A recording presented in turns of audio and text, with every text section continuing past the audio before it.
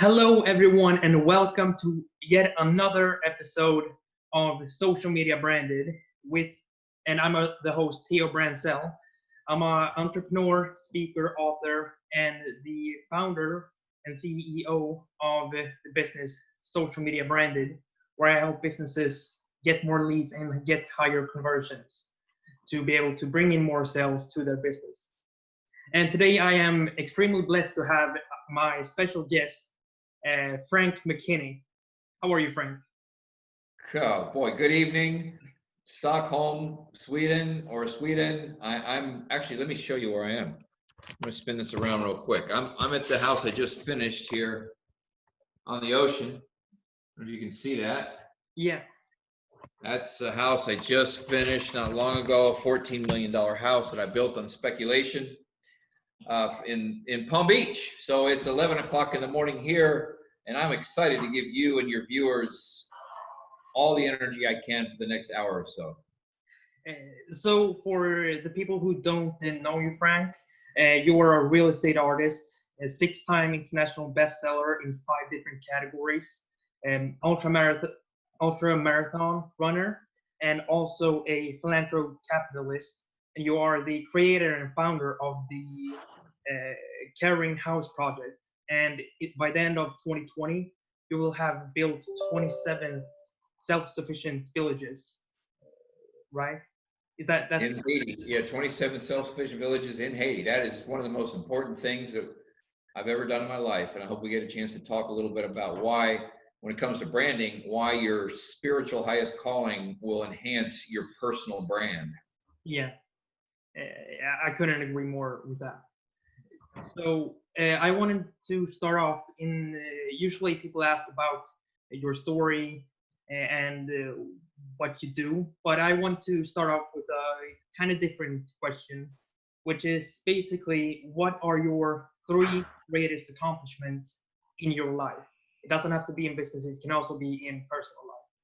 Well, I'll tell you what you just referenced, what our Caring House Project Foundation has been able to accomplish over in Haiti over the last 17 years. We started our Caring House Project Foundation 20 years ago by taking care of homeless people here in the United States, where I would rent houses to them for $1 a month. And these were houses that I used to do in my early career that were, very small and very meager houses. And now I'm building multi-million dollar houses. But early in my career, I was building houses worth less than $100,000 US. And as my career progressed, I became successful, and I realized there's a passage in the Bible that I live by. It's a good mantra, life mantra. If you're not into the Bible, it's a great way to live. To whom much is entrusted, much is required. To whom much is given, much is expected.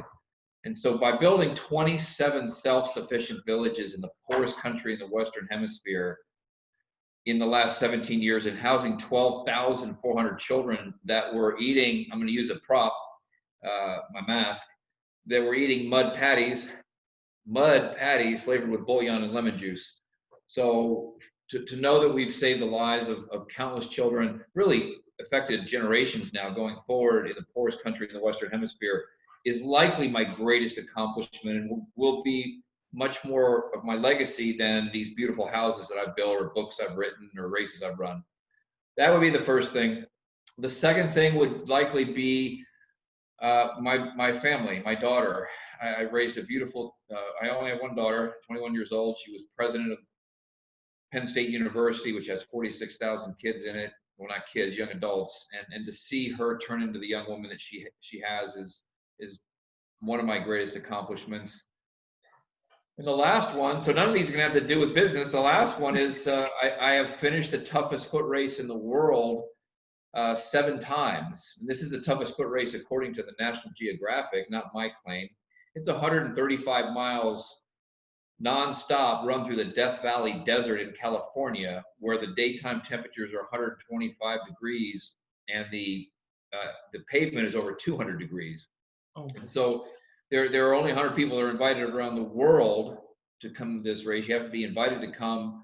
I've finished that race now 7 times. There's only like 15 people in the world that have finished the race more than me.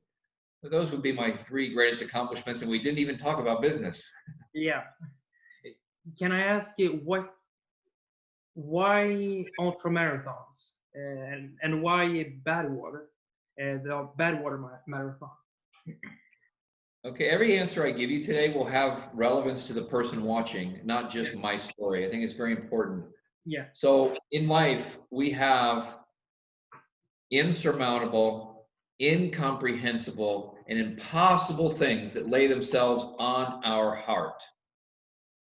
It could be business, it could be financial, it could be relational, it could be spiritual, it could be dietary, whatever. Impossible, incomprehensible, and just, you know, impossible, incomprehensible, and just impossible. I forget the third I. Lay themselves on your heart. Insurmountable. That was the third I, insurmountable. So when I learned about this race in Death Valley, I couldn't imagine people, human beings, running 135 miles nonstop in that kind of heat. And by the way, there's 18,000 feet of elevation gain and loss and gain and loss. And so that is a perfect example of something insurmountable, incomprehensible, and impossible laying itself on my heart. And when that happens to you, as a viewer of Tio's program, most often we go the other way because it's so impossible, incomprehensible, and insurmountable. I was not an ultra marathon runner. I wasn't even a marathon runner, Tio, when I learned about this race. But what I learned is that through coaching, through application, I changed my mindset first, and then ultimately my body followed to where I could finish, multiple races over 100 miles. I had to qualify for the race. So it was I just couldn't believe people actually were running in this environment. And I said to myself, I want to do that too. By the way, I had never even run a half marathon before I started in this. So it's a really good example of when you pursue the insurmountable, the incomprehensible, and the impossible, it takes the elasticity in the brain and expands it to the point where it does never contract back. And some of the most significant things I've accomplished in my career have happened since I finished that first race in 2005. So you basically did the impossible. Well, it wasn't impossible because others had done it, but I turned myself and my mind. See, here's a saying that I want you to, if you're listening or you're watching Tio's fantastic program, write this down. Get the mind right and the money will follow. Get the mind right and the miles will follow in my case. So I had to get my mind right to be able to wrap my head around going out and training and running 30 miles and 40 miles and 50 miles at a time. I'm no spring chicken. I started this hobby of mine in my 40s. It's not like I was in my 20s. And once the mind was able to comprehend and believe that it could go that kind of distance in that kind of heat for that kind of time, my mind never shrunk back to the same size. The belief in my ability to do what many perceive as being impossible. I mean, just think about that for a second. Running in 125 degrees for 40 to 48 hours straight in that, with the elevation change for 135 miles. That seems impossible, but it's not, because others have done it and I've done it. Yeah.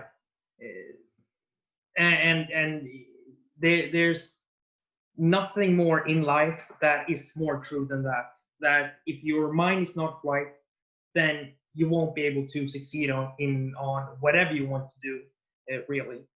And that story basically just confirms that even more, that you have to get your mind right and the money will follow, or the miles will follow, or the success will follow, basically. That's so true, Tio. And here, let me just go a little bit deeper into that as to why that is the case. So if you're watching Tio's program, right now you might be feeling motivated. But I'm going to tell you something. Motivation washes off and goes down the drain with the soap at night when you take a shower. It does not last. As a species, as human beings, we can't stay motivated. Frank McKinny can't stay motivated. Well, that sounds like a bummer, Frank. What do you mean we can't stay motivated? Well, you try to go on a diet, you want to go to the gym, you want to drink a gallon of water a day, you want to go out and start an exercise program, you want to start a business. How often have you lost motivation? You read a motivational quote on Facebook, it lasts about 10 seconds before it washes off. Motivation washes off and goes down the drain with the soap at night. What's next? Inspiration. So you could read an inspiring book. You could watch an inspiring program that Tio's put on. You could watch an inspiring movie. But you know what I've learned? Inspiration, like a bad sunburn, wears off in about a week. So while motivation goes down the drain with the soap at night, every night, most every night, inspiration lasts a little longer, but eventually it dissipates, like your sunburn. Aspiration. Aspiration will alter your DNA as it did with me. I aspired to finish the world's toughest foot race, according to National Geographic. I was unqualified to do so before I aspired to do it, right? I had never done something like that before. But once you identify these aspirational endeavors, I only have 5 of them in my life, by the way, that I have aspired to become. And many of them took 25 years to get there. So motivation and inspiration can kind of kickstart aspiration. I mean, they help. But was I motivated every day to wake up and train for that race? No. Did I stay inspired after my first 3 months of training? Sometimes no. But I never lost that aspiration to finish the toughest foot race in the world. So that really did, in my case, alter my DNA. And those 5 things that I aspired to become, that I wasn't before: a best-selling author. I've written 6 books, as Tio said, on 5 different genres, 5 different topics. I never went to college and I came out of high school with a 1.8 grade point average. In the United States, that's failing. I became a best-selling author. I wanted to be a real estate artist, which we'll talk about what that means in a minute. But I built oceanfront homes on speculation. I built 40 of them with an average selling price of $15 million without a buyer in mind. I built it with my own money, my own risk. I aspired to run a very successful charity in the poorest country in the Western Hemisphere. Took a while, but I did it. And I aspired to finish that toughest foot race in the world. And ultimately, I aspired to have a family when I didn't think I could at the beginning, because I didn't come from that great of a background. So focus on, and don't beat yourself up over the fact that you can't stay motivated or you can't stay inspired. But please, if you take nothing else from this program today, answer yourself the question: what legacy do I aspire to leave behind?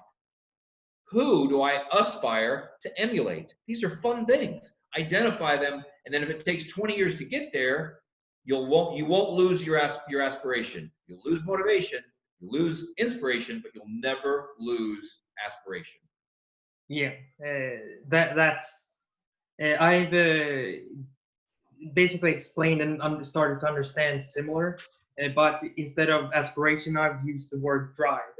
And basically something that drives me to wake up every morning, go to the gym, work out, and which basically allowed me and made me succeed in losing 76 pounds a few years ago. But I don't want to talk about that right now, but basically it was the drive and the purpose of why I worked that allowed me to succeed. But I believe that aspiring is a much better word than just drive, because drive and motivation is pretty much the same thing. So I'm definitely going to take that away from this interview. Yeah, very good. I agree with you. Drive and aspiration. Like, in the end of the day, what do you want your life to be about? And when we can't stay motivated all the time, I want my life to be about what we're doing in Haiti. I want it to be about excitement. I want it to be about challenge. I want it to be about helping people. And then every day you work toward that.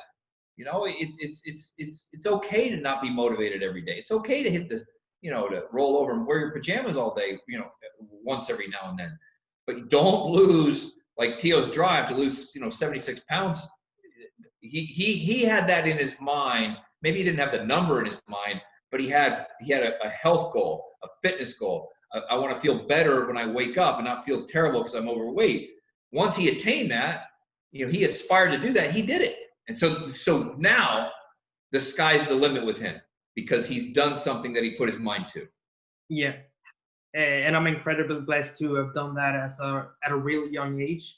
And now, basically, it's for me. I feel like I'm unstoppable right now, and that's definitely something I will have for the rest of my life. So this is not really a motivational show. It's more of a business and branding show. So I want to take it back a few years, and before you became a real estate artist, as you briefly mentioned, you came to Florida with a 50 bucks in your pocket, and you started. I believe you became a tennis coach. Is that correct? I was a maintenance worker, and then I became a tennis instructor. Yes. Yeah. So, what was it that made you want to come into real estate when you came to Florida? I didn't have the benefit of going to college, and with a 1.8 grade point average, there was no hope of pursuing a formal education. So, where then can we earn a PhD in entrepreneurship? Where might we be able to gain a PhD and ultimately, for me, a master's in real estate? I was a tennis instructor in Palm Beach teaching very wealthy people how to hit a fuzzy yellow ball a little bit better. And I realized that those people were living the lifestyle that I wanted. They were living in multi-million-dollar communities. They had the exotic sports car. They had a beautiful family. They might have had a yacht behind their house, their multi-million-dollar house. And they were able to afford to pay me $50 an hour to hit a better forehand or a backhand. That lifestyle and how they got to it intoxicated me, Tio. I was very curious. Mind you, I started this business when I was 19, the tennis instruction business. I didn't work for anybody. I worked at real estate communities that were just being built that had one or two tennis courts that were on the ocean or near the ocean. So I had to go to the general manager and ask if I could set up a program for them. So I was my own boss by the time I was 19, 18 actually.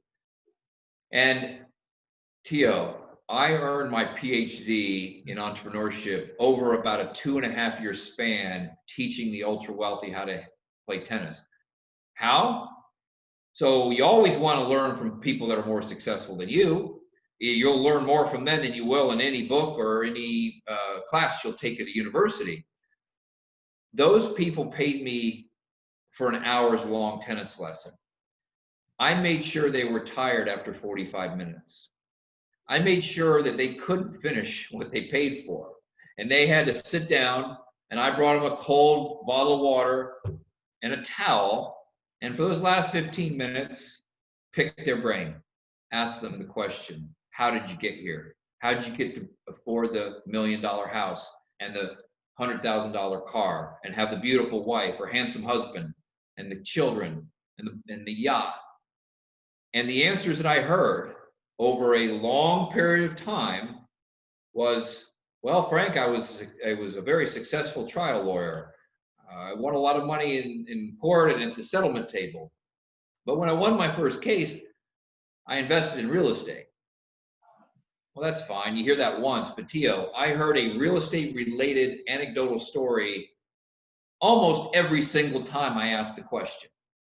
So I realized, wait a minute, these people were 9-to-5ers. And 9 to 5 is somebody who goes to work at 9 and leaves at 5. They were doctors, they were inventors, they were lawyers, they had a job. But after they made a little bit of money and they paid their bills, they took the money left over and invested in real estate. Discretionary money invested in real estate. It could have been shopping centers, it could have been storage units, it could have been single family homes, it could have been rental units. And I listened for 2 years, still teaching tennis, just listening. I realized in 1986, I'm dating myself, that I wanted to pursue that because they were telling me, Frank, South Florida is the land of opportunity.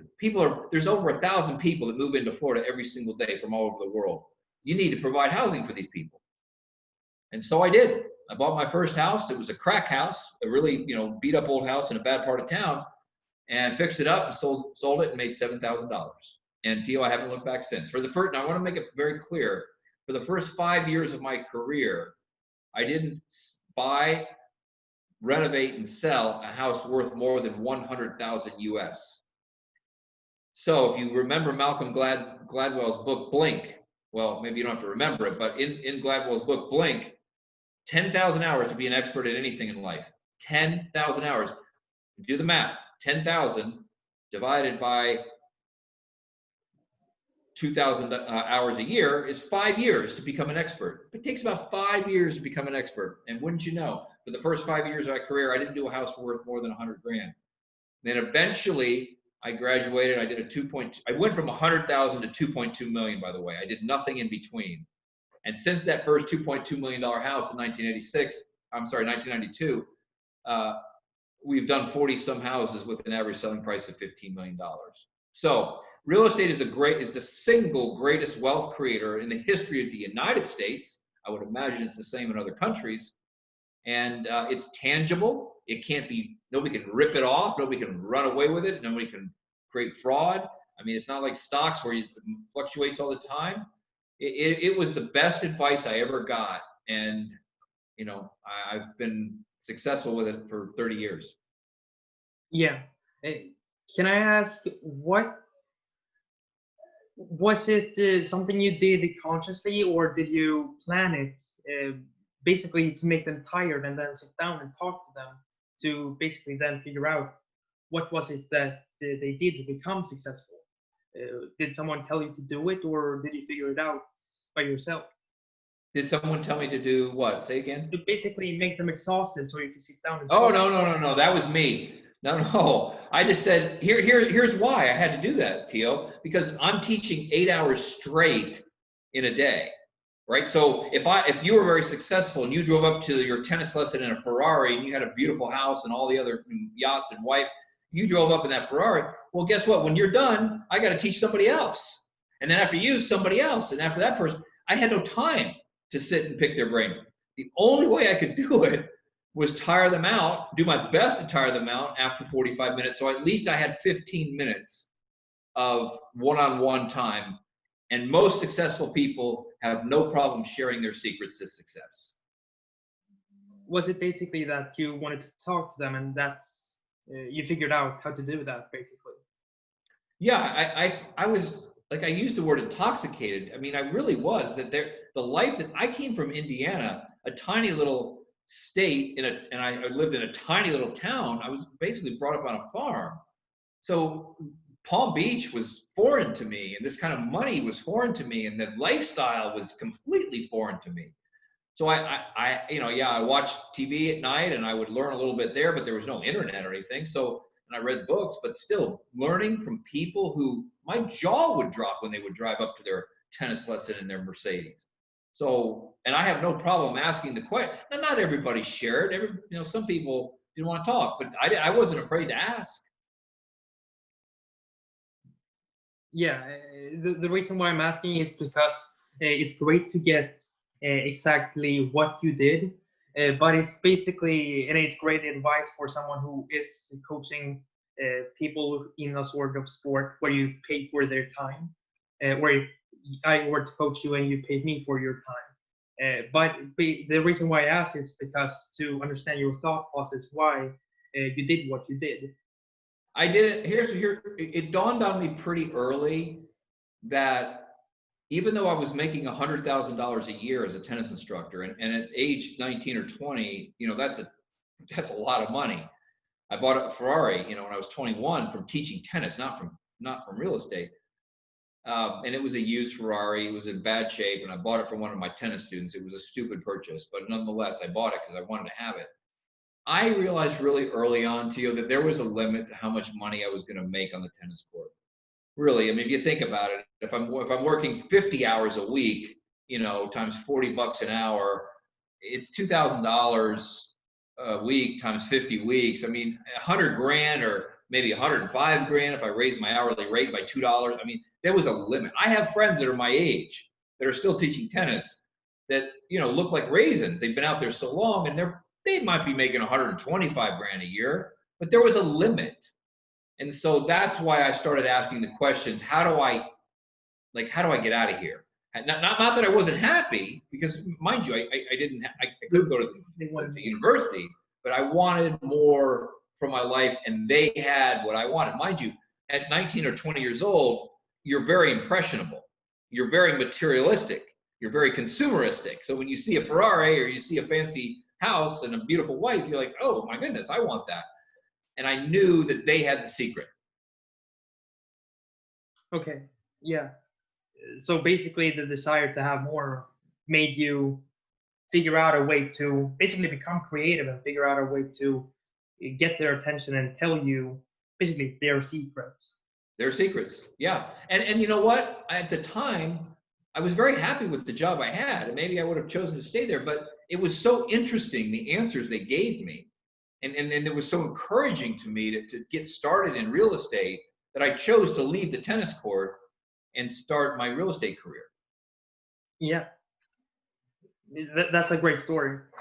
So you started out, then you made 7,000 on your first house, and was that easy to sell, or did you have any problems to sell that? Oh yeah, I had a lot of problems with that because it was in such a bad location.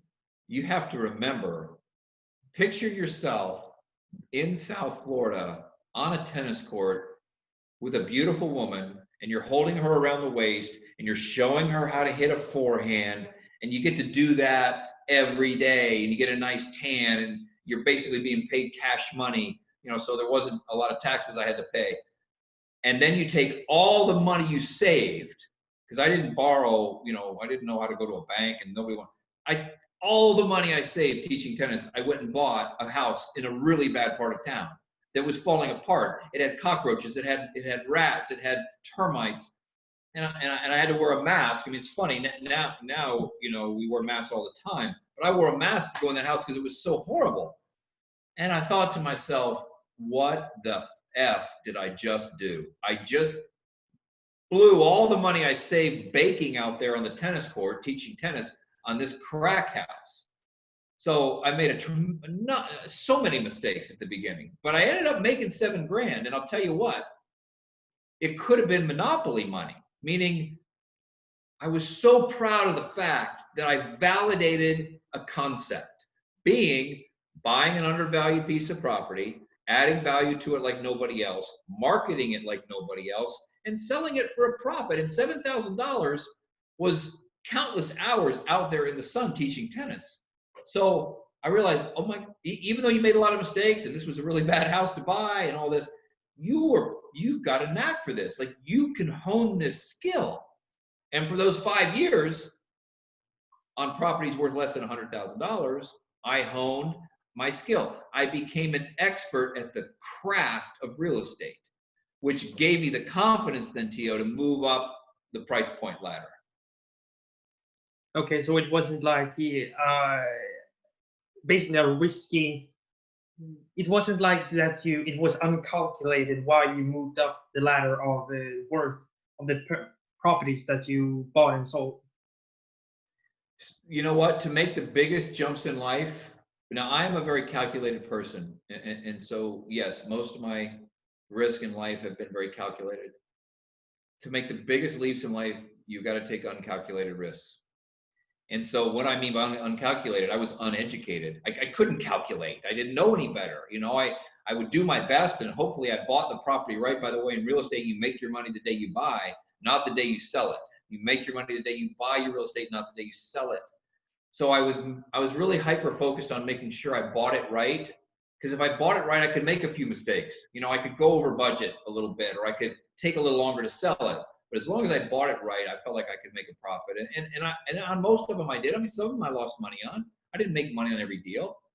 But even to this day, I don't make money on every deal. But I do believe that some of the biggest advances I've made in my whole life, not just real estate career, is taking an uncalculated risk.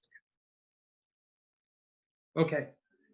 So you moved from basically cheap properties to when did you first start designing and basically doing real estate artistry?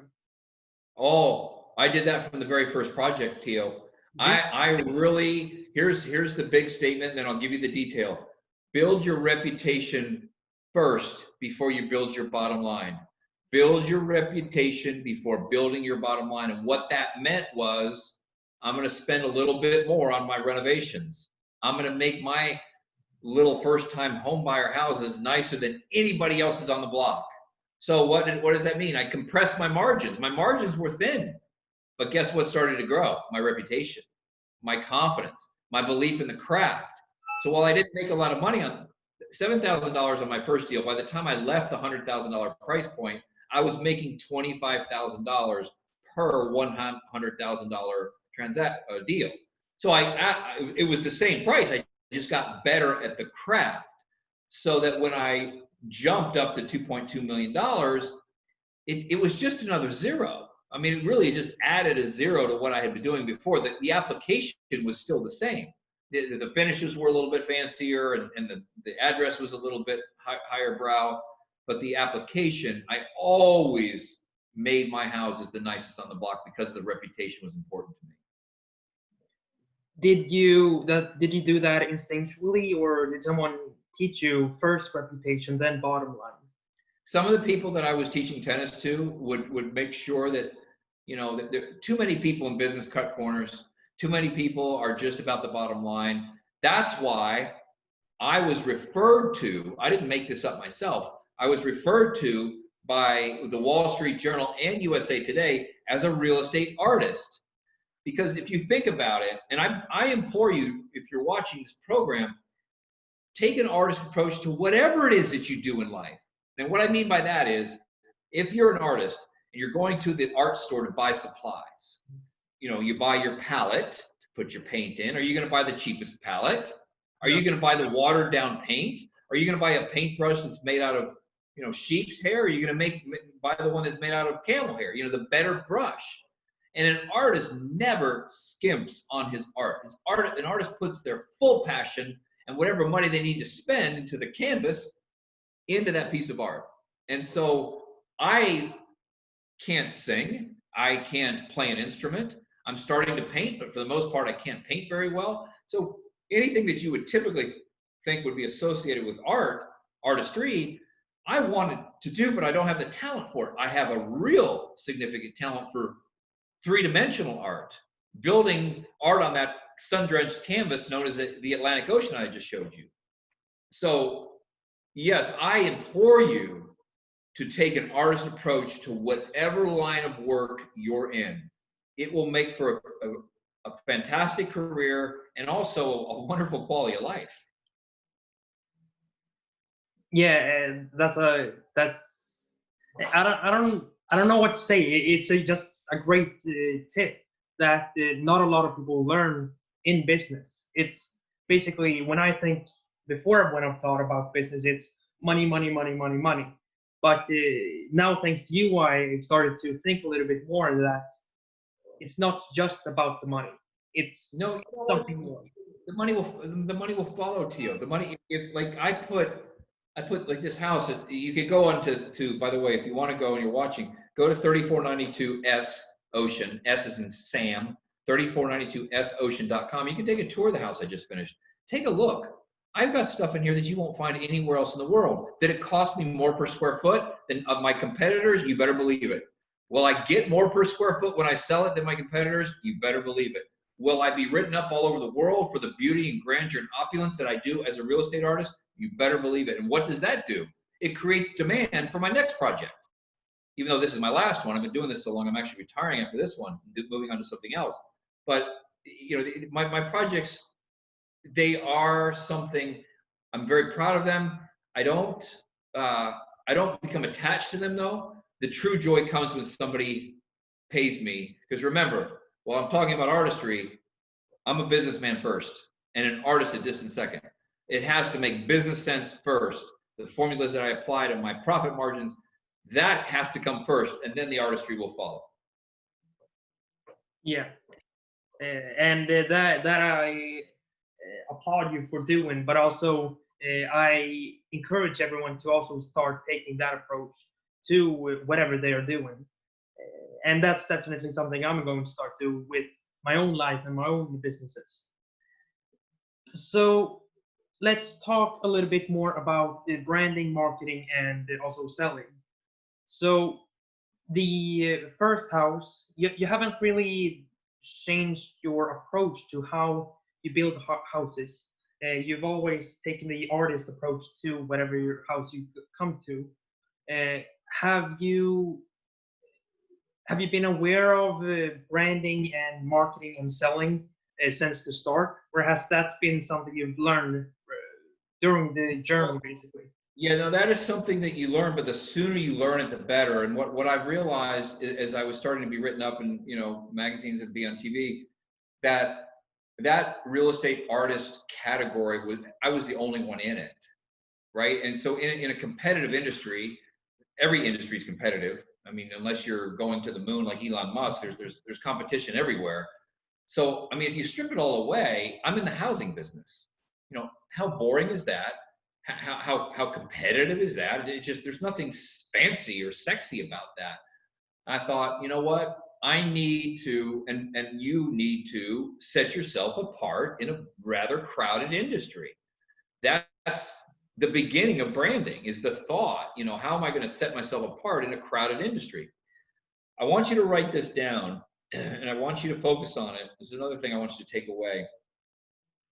Personal branding is the art of amplifying your essence. In other words, what makes you different? What makes you stand apart? It's the art of amplifying your essence to the point where your customers, either current or future, become subliminally, you know what subliminally means? Like subconsciously intoxicated with you first, then your product or service. Now, that doesn't hold true for Coca-Cola or Kleenex or, Heineken beer or whatever. I mean, that is a specific product. Most of us, we're not about it. We have to stand out first as individuals, and so by amplifying your essence, it's such a fun exercise. Is to go into a focus group or go in front of the mirror, for that matter, or go to some friends and say, Tio would ask, well, hey, what sets me apart? I mean, why am I different? How am I memorable? And when you learn those things, either from third-party validation or from looking into the mirror, accentuate them. Accentuate what sets you apart. So it's the art of amplifying your essence, doing more of what sets you apart. That is personal branding. One more time. Personal branding is the art of amplifying your essence to the point where your customers, current or future, become subliminally intoxicated with you first, then your product or service. That is, once you can do that, then you start building a personal brand. What follows is the sales of your product. I mean, people want a piece of you through whatever it is you're selling. So now the question is, how do you do that? Okay, well, first thing I mentioned is, let's say, how did you do this? well, it's mine again. You got to remember, everything I'm hoping I'm sharing today is very simplistic. It's very sophomoric because I don't have the education. If I come out of high school with a 1.8 GPA, which is basically a D plus average, how do I have to approach life simplistically? So for me, because like the way that I appear now is the way I would have appeared in high school. Although I would have had white leather pants on and, maybe a leather vest on or some crazy stuff. I mean, I realized, wow, I look like an artist. I look like a performer. I actually like performing. So shouldn't I amplify that? Shouldn't I accentuate? And Tio, to be honest with you, if you read my first book, Make It Big, there was a point when I first got into business, I was afraid to do that. And I went and I got a haircut. I got a suit. I got a tie. I tried to fit in and it felt so unnatural to me that I ended up giving it away to a clerk at a convenience store and going back to the person that I'm most comfortable being. So that's how it started for me. And then it just built on itself. And the real estate rock czar, CZAR, I've been called the real estate rock star. And these aren't my own. These are things that have been written about me. So that, okay, this is starting to catch fire here. In marketing, you have to have the appearance of 90% flash, 10% substance. Yet beneath the surface, it's 10% flash and 90% substance. Very, very important. So there was a lot of folks when they first met me thought, oh, this guy's just all, he's all show. Go to my website. You'll see how I unveil my properties. They're very bombastic. They're very theatrical, but there's a method to the madness. Because I don't come with my properties. You don't like the way I wear my hair, my clothes, or rappel out of a helicopter onto the roof of this house I just finished here to a big pyrotechnic show. You don't have to like any of that. But oh my goodness, when you walk in the front door of my house, you forget about the pyrotechnics. You forget about the silly clothes and the haircut or lack thereof. You are intoxicated by the product, by the house. So lead with flash, whatever that may be for you, but you gotta back it up with substance or you will be a flash in the pan variety of success. That's how I did it. How I suggest other people do it. And I mean, I don't coach many people. I don't really have time for it, but the few people that I have that have asked me to help them enhance their brand, we focus group that stuff. And we like, I'll give you an example. A woman got into the real estate business. She was a real estate broker. She wanted to set herself apart. There's so many real estate brokers in South Florida. I kept digging and digging. I found out she was an opera singer. So she became the operatic broker. And she would go to her listing appointments and she would sing a few, and her voice was like from heaven. She would sing the first few notes or first few lines of what she was trying to do. She became a huge success. So had I not dug and found out, okay, like what does an opera singer have to do with real estate? We capitalized on that. What did we do? We accentuated, amplified that characteristic, that essence of her. So if you can't do it yourself, have a focus group help you identify what sets you apart. And one of the answers can never be customer service. That's bullshit. It's my customer service. It's the way I deal with people. That everybody says that. Tio, how old are you? 18. How old? 18. You're 18. Oh my God, I thought you were way older than that. There's yours right there. Right there. That is what sets you apart. And I taught my daughter's 21. I taught her the same thing. If you're in business at the age of 18, you have a novelty for about 4 to 5 years that says, I'm 18 and I'm in business. Capitalize on that. Everything that you do should be built around the fact that, and I know this sounds counterintuitive, that you're only 18, yet you're doing whatever it is that you're doing. People are going to say, well, how can he have experience? Let them hear you. You have got their attention. That's all I needed. When I first decided to, I got that haircut and I got the suit and I got the tie and I decided that is not for me. It took me 6 months for my hair to grow back out. I realized that when people walked into one of my houses, and this was back when I was doing little houses, when I had the longer hair and the nicer clothes, well, to me, they're nicer clothes, I had their attention. They were looking at me like, and all I needed was a split second because that's when the substance came in. Just give me a second to get my foot in the door. For you, at 18, that to me, very simple. Capitalize on that because you've got it only for about 5 years. And then you'll be off and running. The fact that you've written a book at 18 years old, that's huge. You should get a ton of media play because you're 18 and you've done A, B, C, and D. Take advantage of it now because it will fade as you get a little older. Yeah, and I've looked at it as a negative way that I'm only 18, therefore I don't know what I'm talking about, but that's other people's perspective. But as you say, all you have to do is get your foot in the door, and then you can listen to me, and then I can start persuading you to here's how I really am. But you know what, Tio? I mean, and I know this isn't about like me trying to coach you in this time, but for you, just one last thought. Most people are so consumed with, social justice, social injustice, all sorts of things.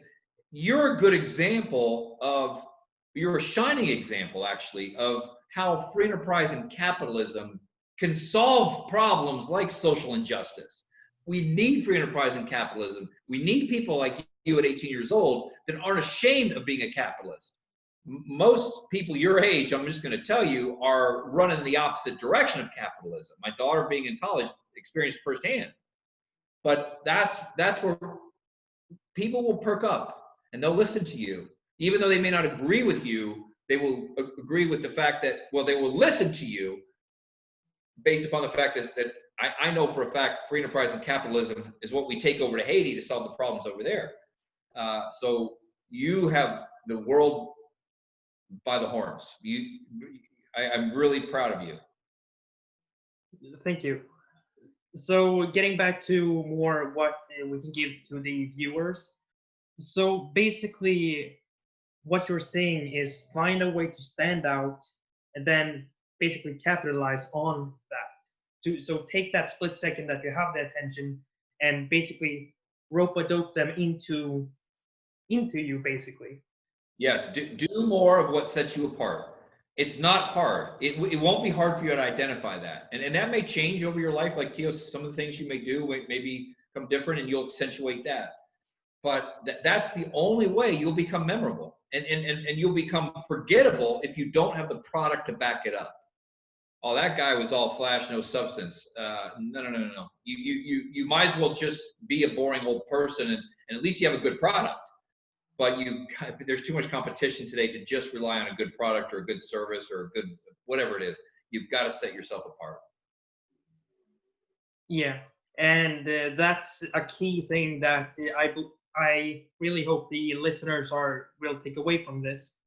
So I have two more questions, and then I will let you go. So did you find it not difficult? How was the change for you when you went over from selling cheap houses and then started to sell multi-million dollar houses? Was the selling process different or was it similar? No, it was different in the sense that I need to know what the ultra wealthy want before they know they want it. I needed to get inside the mind and the psyche of the ultra wealthy to understand they want a private resort for one person or a private resort for one family. I need to build them an experience that they know they can't find anywhere else. That wasn't the case when I was doing $100,000 houses. I mean, there's only a limit to how much, stuff you're going to put in a house that's going to sell for 100 grand. But that skill has now been honed. My first oceanfront project was 1992. It's been honed for, whatever that is, 28 years, to where I do now know what the ultra wealthy want before they want it. And that continues to be a challenge because I have to be one step ahead. I have to travel. I have to continue to get in their minds because, mind you, Tio, every property that I do, I don't sell to the first person coming through the door. So let's say it takes, well, not let's say, it typically takes me about 11 qualified showings. In other words, somebody who can afford the house walks in the front door 11 times, walks out 11 times. It's the 12th showing that it takes me about 1 in 12 to convert the sale. Are those other 11 wasted? No. I make sure I understand either what I missed, what it was that they didn't appreciate, what I could have done more of, so that the next time my house includes that.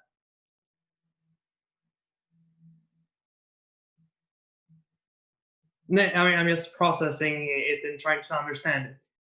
So basically, what does that mean? Does that, let's say if you have like a more, does this also work for people who do B2C selling, or does this only apply to people who sell services or products for? No, I mean, the simple answer to your question is, to me, it started getting easier.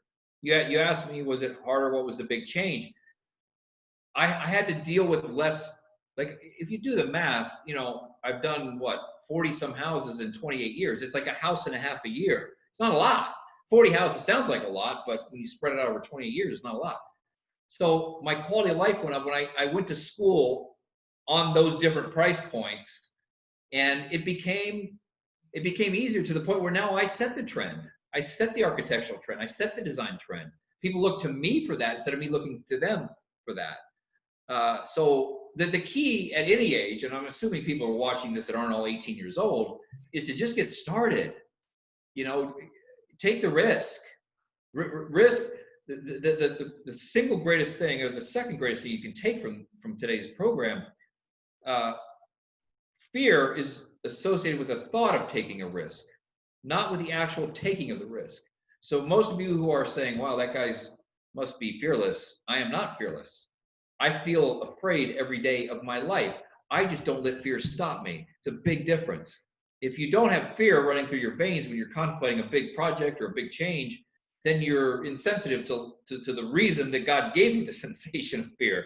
I feel it. I just don't let it stop me. So basically, going back to the answer you gave, it's basically that you are now the authority in your industry. Therefore, people come to you instead of you having to come to them. I don't want to sound that egotistical. I would say that I'm really, okay, so good ego, bad ego. Healthy ego is a good thing, by the way. And healthy ego says two things. If you can say this about what you want to get involved with, or eventually at 18, you probably can't say it yet, but eventually you'll be able to say it. I am very passionate about what I do. I really believe in the business that I create for my customers. And I believe I'm one of the best in the world at it. Not the best. You say you're the best, you're an egotistical maniac. I'm one of the best at building oceanfront homes on speculation for a worldwide population of about 40,000 people that can afford them out of 8 billion. How many you got to work on? Sorry, how many do you say? 400 or 4,000? 4,000 people have a net worth that can afford the house I'm sitting in out of 8 billion. It's not a lot. Yeah. So sorry to interrupt you. That's okay. That's okay. I mean, just but that healthy ego is very, very hard to come by. And by the way, and I don't mean to sound sexist, but it's even harder for women than it is for men, because I do coach a few women, and having them, have this massive passion for what they do, and then believing that they're one of the best in the world at it. I'm a very humble individual. I have a tremendous amount of humility. But I believe that I am, one of the best in the world at what I do, and it's been, been written about for 25 years. That's a point where I believe that you have to apply that healthy ego to life. Yeah, I definitely agree. So I have one last question for you, Frank, that I ask every single interview that I have on the show, and that is, do you have happiness? I'll tell you how I find my happiness. And it really, no, we're all happy every now and then, right? It's joy that we seek. And there's a big difference between happiness and joy. And when I realized that I had this professional gift, this professional highest calling of building these beautiful houses on speculation, that this is a gift God gave me. I didn't study for it. We all have a professional highest calling, Theo. Everybody listening to this, watching this, you have a professional highest calling. Something you do a little bit better than most that puts food on the table and money in your pocket. That's your professional highest calling. What's your spiritual highest calling? What gift did God give you to care for those less fortunate, who will never succeed at your level, by the way? Some large portion of the population will never succeed at Tio's level. So it's incumbent upon him to recognize that, to be a responsible steward for the blessings God's given him, and to share those blessings with those less fortunate. Hence that passage from the Bible when I talked about an hour ago, to whom much is entrusted, much is expected. So where I find my happiness and my joy, Tio, like I'll be happy the day that I sell this house, which is very soon now. I find true joy being able to take the proceeds and go, I point that way because Haiti's right over the ocean, to go over to Haiti to build my 28th self-sufficient village. That's when I find I experience the most joy, is when I care for or pay attention to those less fortunate.